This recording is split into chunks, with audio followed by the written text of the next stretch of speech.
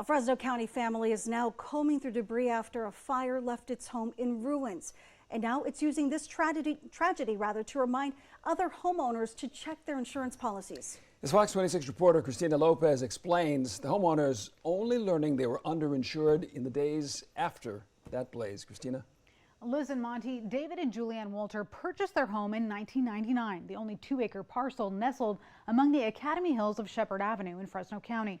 On Friday morning, their 2,500 square foot home caught fire, turning a history of memories to ash. With plans to rebuild, the homeowners are now encouraging others to check their insurance policies before tragedy strikes. Each room holds a special memory for you. Right, yeah. Yeah. There's things that we can't replace in there. This is our home. We had 3 children born in this home. There's a lot of things, but we have our whole family and they're all here with us. Late Friday morning, Julianne Wolter was home with her daughter and 3 grandchildren when the fire broke out in the corner of their home. Yeah, I tried to put it out with a garden hose and it was just horrifying. Yeah, and my grandchildren, my 3 little grandchildren, their hearts are just beating out of their chests and saying, our house, it was just horrifying. David Wolter works as a licensed marriage and family therapist. He received the call in the middle of a session with a patient. I got a call from my daughter, 16-year-old daughter, in tears, panicky, Dad, the house is on fire. And so ended the session, walked out the door, got in the car, drove home, tried to keep to the speed limit for the most part. Parked off the street because when I drove up, the smoke plumes were coming over that hill. What he discovered was his family home engulfed in flames, surrounded by 4 fire engines, including Sanger Fire.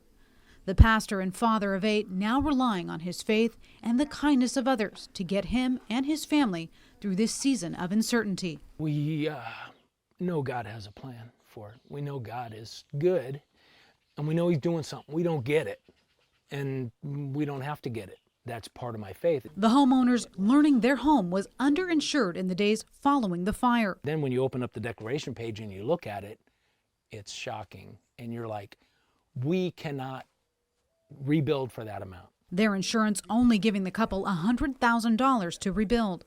The couple says most of that money going to pay off the second mortgage, which was used to pay for the add-on apartment they built for their daughter. Had we known, hey, something's going to happen. And I guess part of the news story is to encourage people to look at their policy and see, is this enough if you lost it all to pick up or are you fine with losing it all? We're not fine with losing it all. And I don't think anybody else is either. Now the Wolters say even though they don't know how, they have plans to rebuild a home with new memories. It won't be the same. We've lost a lot, but it'll still be our home. It'll still be where we gather. Julianne suffered 2nd-degree burns on her forehead, and aside from their home, the family also lost their adopted husky, Moonstone.